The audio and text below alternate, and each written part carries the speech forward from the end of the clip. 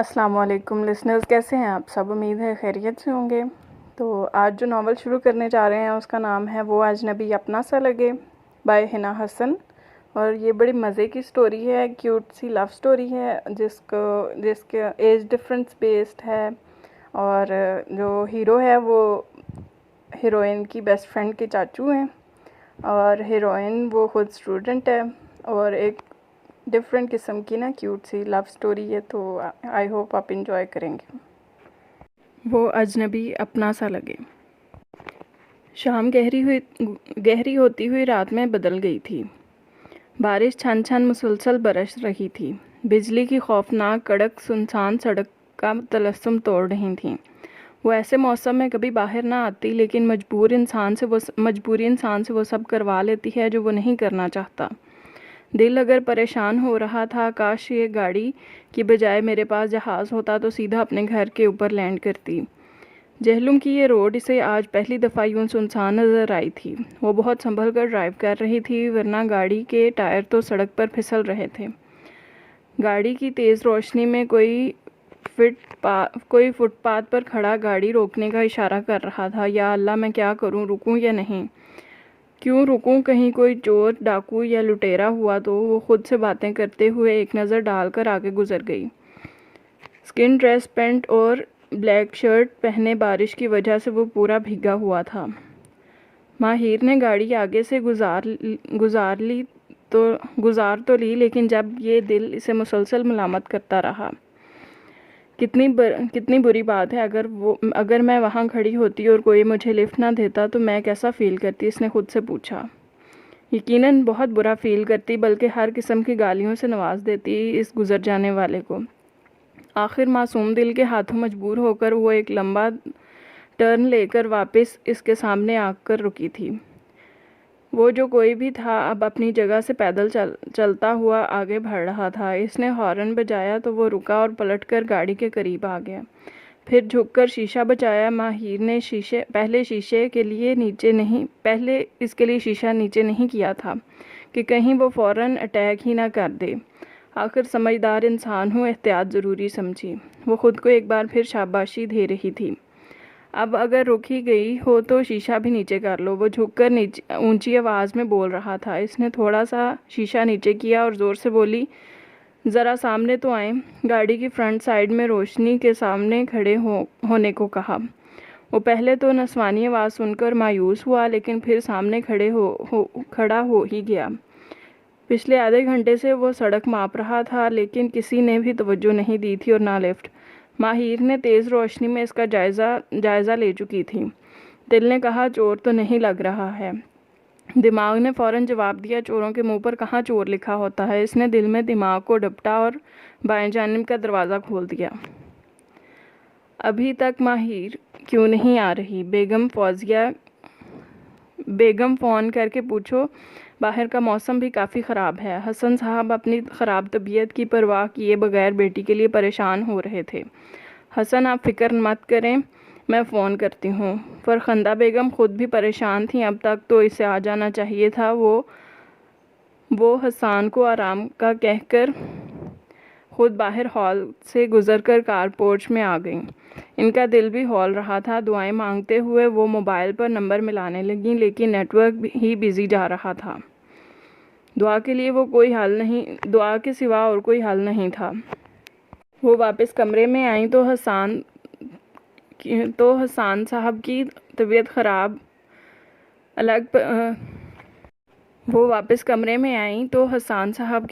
तबीयत अलग परेशान कर रही थी। अस्सलामुअलैकुम, यहाँ करीब अगले मोड़ तक मुझे लिफ्ट चाहिए, अगर आपको जहमत ना हो तो।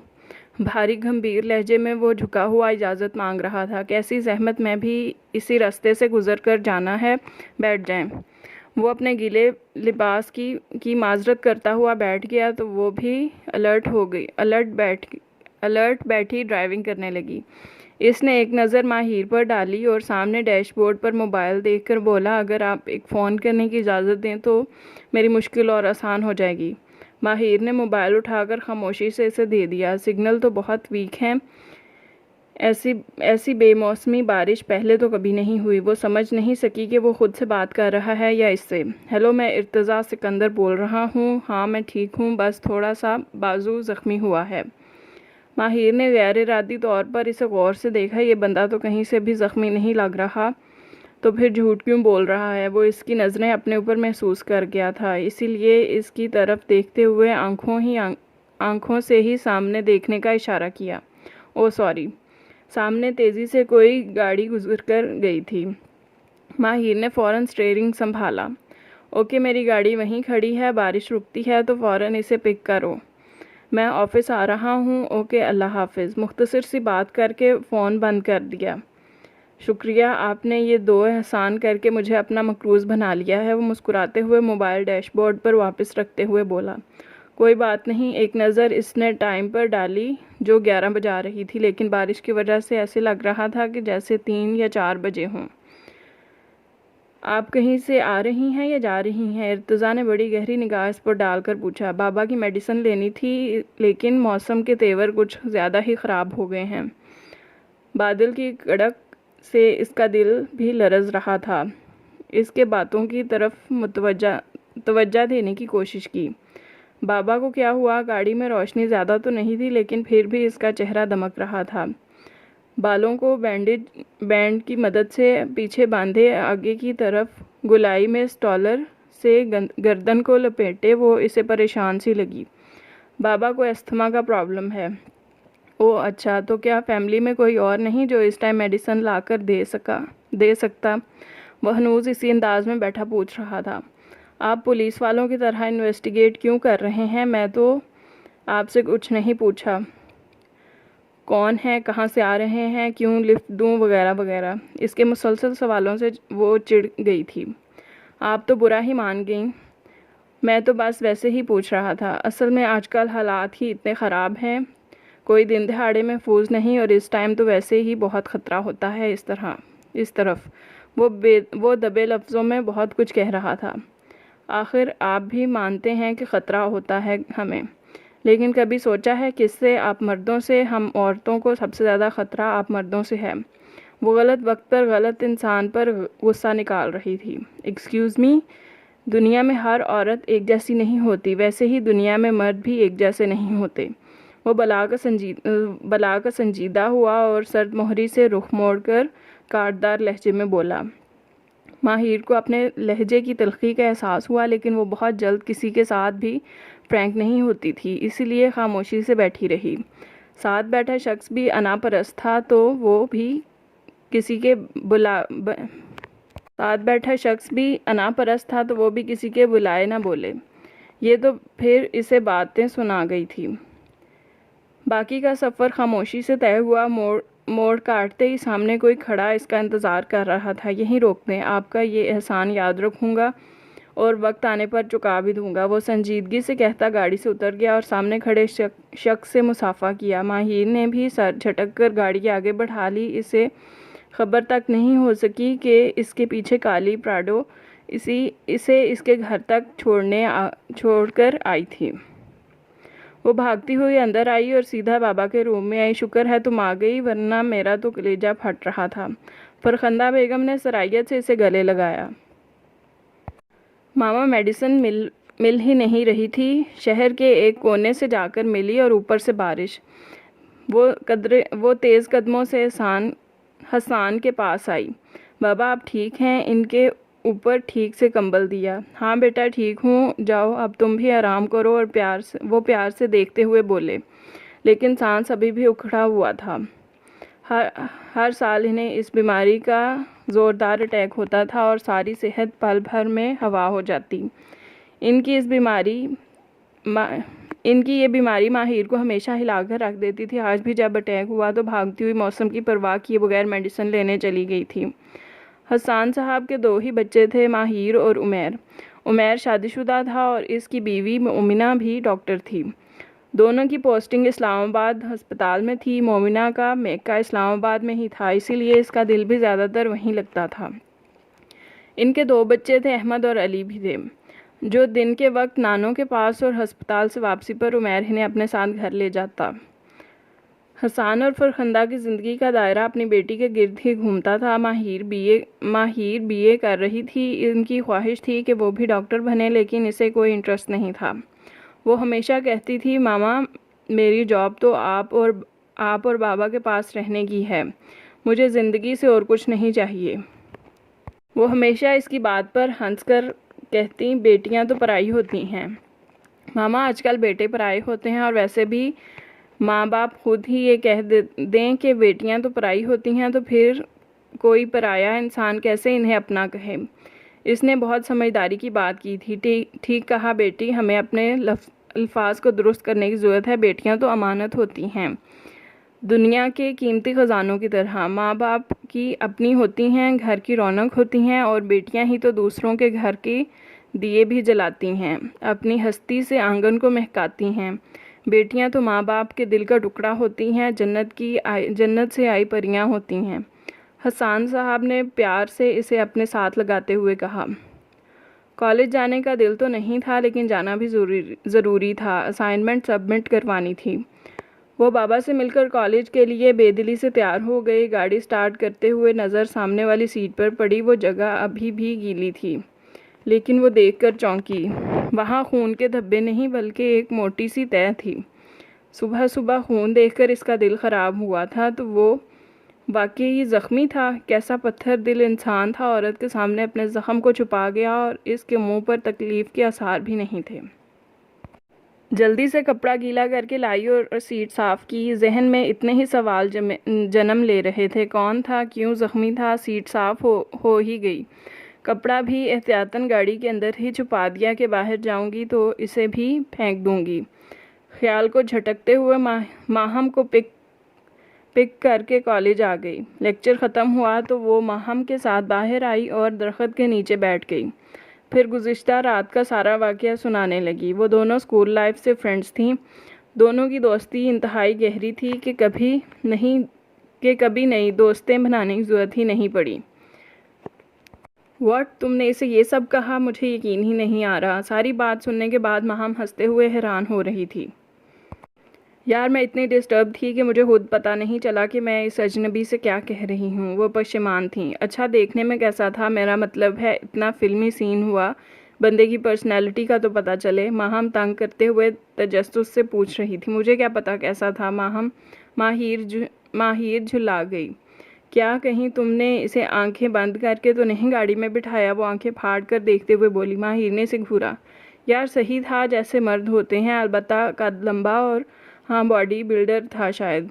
वो आंखें सुकेड़ कर जहन पर जोर देते हुए बोली। यानी वो बड़ी एज का था। सारा मज़ा ही ख़राब कर दिया तुमने मेरी सोच का। अच्छा भला मैं तुम दोनों को इमेजिन कर रही थी। वो मुंह बसूर कर बोली। हाँ, तुम्हारा बस चले तो तुम मेरा किसी से भी जोड़ बना दो। शुक्र है तब तुम मेरे साथ नहीं थी, वरना तुम्हारा क्या भरोसा, इन्हें घर ही बुला लेती। वो हंसते हुए इसके चेहरे को नागवार तासुरात को एंजॉय कर रही थी। यार माही, सही बताओ, वाकई कोई एजेड था? माहम की सुई अभी भी वहीं अटकी हुई थी।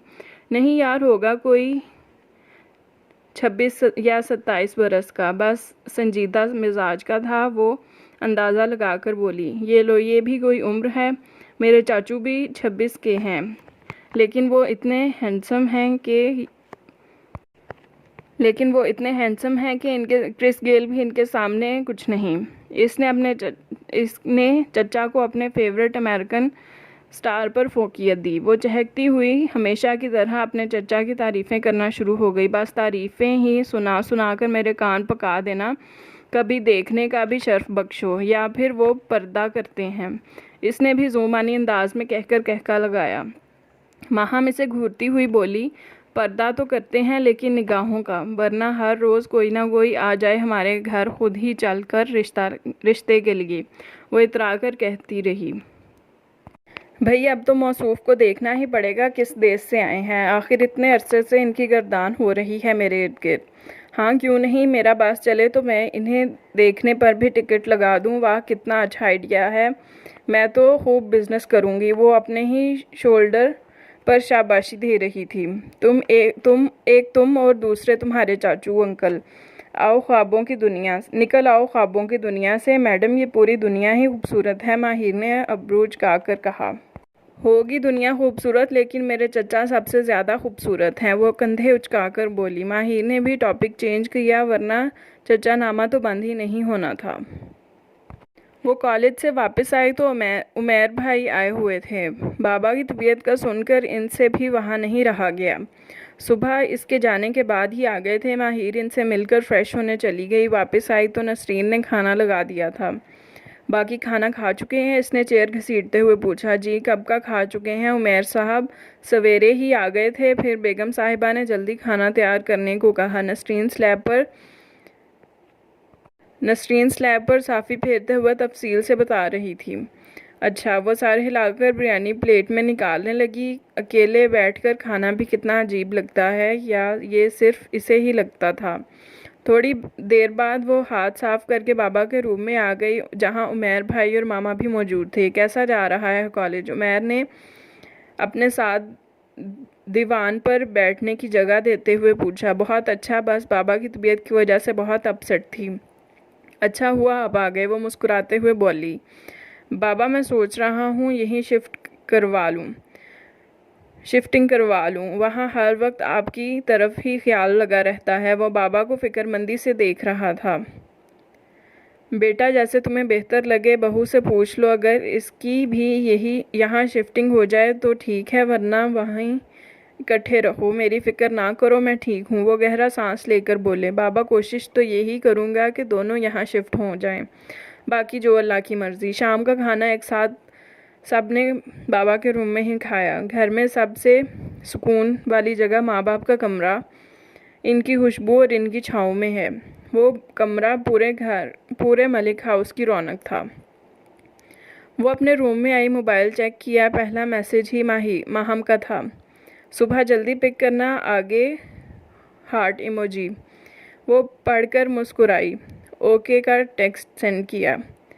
कॉलेज का रास्ता माहम के घर के सामने से होकर गुजरता था, इसीलिए वो इसे पहले पिक करती और फिर दोनों इकट्ठी कॉलेज जाती थीं। लाइट ऑफ की, अलार्म लगाकर लेट गई। दिमाग के नह खानों में दो खफासी आंखें उभरीं। इसने फ़ौरन सर झटका। क्या हो गया है मुझे? दिमाग ने फ़ौरन जवाब दिया। सारा दिन इसकी बातें करोगी तो वही याद आएगा ना। आंखों को सख्ती से मींचकर वो करवट बदल कर सो गई। अगली सुबह वो आधा घंटा पहले ही तैयार हो गई थी। माहम को मैसेज करके रेडी रहने का कहा और गाड़ी सड़क पर डाल दी।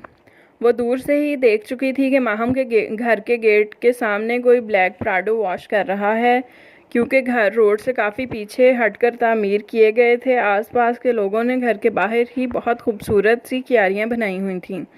वो गाड़ी बिल्कुल घर के करीब ले गई। दूसरी तरफ वो पाइप पकड़कर प्रेशर से पानी डाल रहा था। माहिर ने हॉर्न बजाया तो वो इसकी तरफ पाइप पकड़े ही घूमा था और इसकी गाड़ी को भी धो दिया। पानी की तेज़ धार शीशे को धुंधला कर गई। वो ठीक से देख नहीं सकी कि सामने कौन है, जिसे नज़र भी नहीं आता। गुस्से से हॉर्न पर हाथ रखा तो वो भी शायद समझ गया और पाइप फेंकता हुआ गाड़ी की तरफ आया।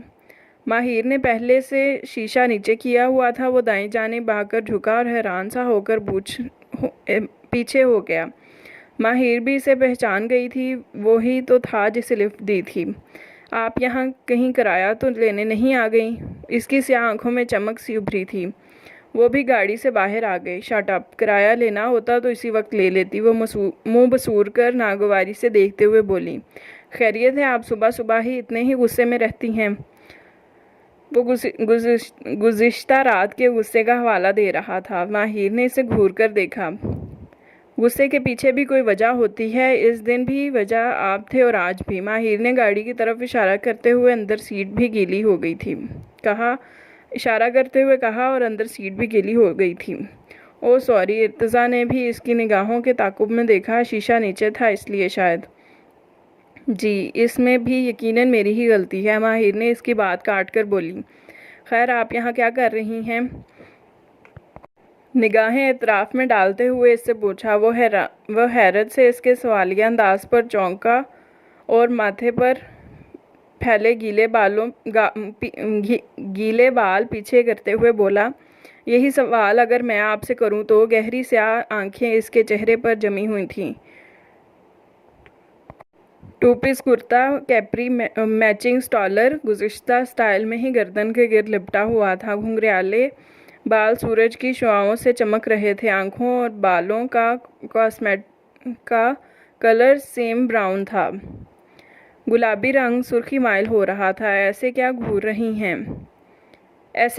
रहे हैं? इसकी मुसलसल निगाहें अपने ऊपर जमी महसूस करके वो नागवारी से बोली थी। वो खफीफ सा होकर निगाहों का जाविया बदल गया। माहम बैग संभालते हुए भागती हुई आई। आई एम सॉरी यार, आंखें लेट खुली, चलो अब। वो सरायत से बैग गाड़ी में फेंकते हुए बोली। माहिर भी गाड़ी में बैठने लगी तो वो फ़ौरन पीछे से बोला, भाई कोई मुझे भी इनसे मुतारिफ़ करवाए, मैं भी यहाँ खड़ा हूँ। माहम को देखते हुए वो दोनों हाथों को ट्राउज़र की जेबों में फंसाए मुस्कुरा कर कह रहा था। माहम ने भी शायद अभी ही इसे देखा था। ओ सॉरी, मैंने आपको देखा ही नहीं। वो फ़ौरन दूसरी तरफ आकर इसके करीब खड़ी हो गई। माहिर इन दोनों को हैरानी से देख रही थी। वो हनूस गाड़ी के दरवाजे के सहारे ही खड़ी थी। ये मेरी बेस्टी माहिर हसान है और ये मेरे चाचू इर्तज़ा सिकंदर हैं। माहम बहुत पुरजोश होकर तारुफ करवाने लगी, जैसे हम दोनों बहुत अहम शख्सियात को एक दूसरे से मिलाया जा रहा हो। व्हाट, ये हैं वो? माहिर ने बेयकीनी से देखते हुए गैर इरादी तौर पर कहा। क्या मतलब? मैं वो हूँ? इर्तज़ा ने चौंक कर पूछा। चाचू, मेरी फ्रेंड को आपसे मिलने का बहुत शौक़ था। वो बड़े इश्तियाक से बोली। माहिर तो इसे घूरती ही रह गई। ओह वेलकम, फिर तो मिलना ही पड़ेगा। माहिर बहादुर, जुर्रतमंद, यही मतलब है ना आपके नाम का? वो बहुत जुमानी अंदाज में बोलता हुआ करीब आया और सलाम के लिए हाथ आगे किया। माहिर झिम सी गई। इसने अपने नाम का मतलब भी पहली दफ़ा सुना था, वो भी किसी अजनबी से। अगले ही लम्हे हाथ मिलाए बगैर से घूरते हुए गाड़ी में बैठ गई। माहम चलें, इसकी तरफ देखते हुए बोली तो वो मुंह बनाकर बैठ गई। इर्तज़ा इन्हें आंखें सुकेड़ते हुए देखता रहा।